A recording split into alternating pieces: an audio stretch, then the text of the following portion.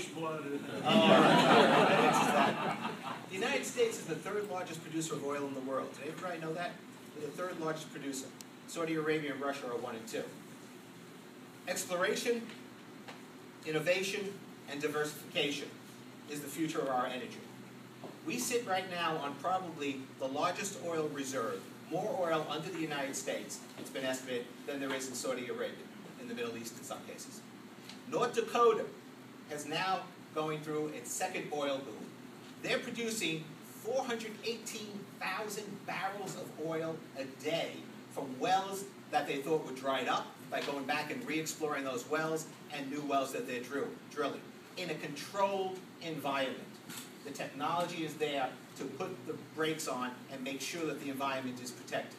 We need to drill. We need to go after the energy reserves that we have here in this country, while we are going after alternative fuels. But it's the free market. It's going to be the consumers that are going to bring the demand for those alternative technologies. Doctor said he has a Chevy Volt. I'm very proud that you do. All right?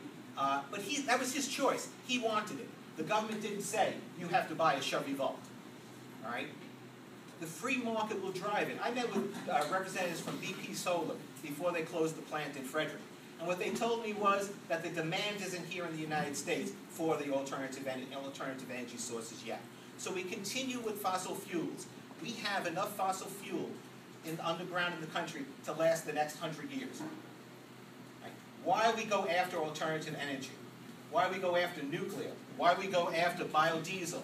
Why we go after cellulosic ethanol? And why we go after nuclear with thorium reactors, not uranium reactors. Thorium reactors are much safer than uranium reactors. They will automatically shut down. Thank you.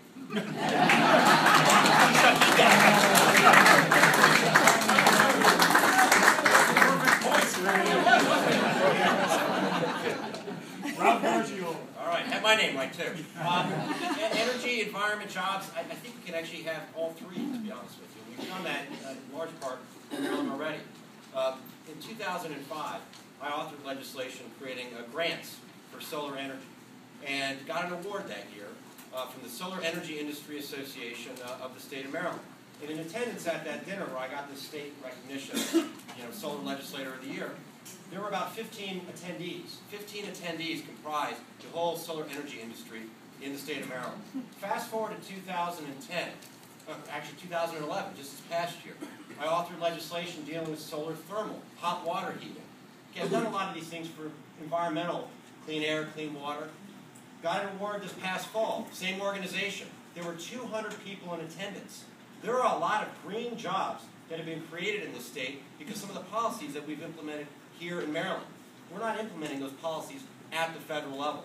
There are a number of actions that this Congress could have taken to get our country on a clean, green energy path. Also on energy efficiency. We're on track in the state to reduce our energy consumption by 15%. There are a lot of businesses out there that are doing energy audits. There are a lot of businesses out there that are looking at helping businesses become more energy efficient. These are jobs that you can't export.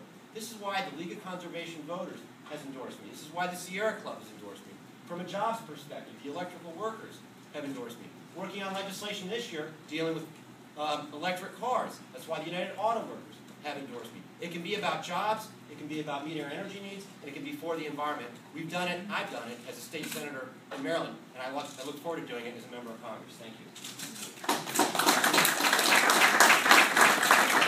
When we started this was 9:30, and I have worked on deadline almost all my career, and I have 1 minute and 15 seconds to nail it perfectly. Let's thank all our candidates for taking the time to do it.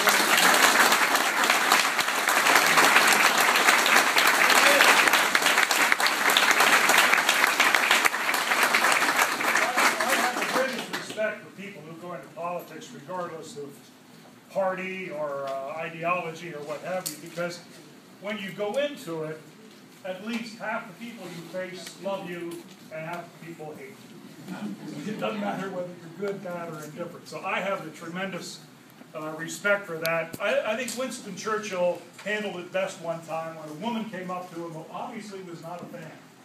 And she said, "Mr. Churchill, if you were my husband, I would serve you hemlock." And he said, "Madam, if you were my wife, I'd drink it." The candidates will be mingling as long as their schedules permit. God bless. Thank you for coming.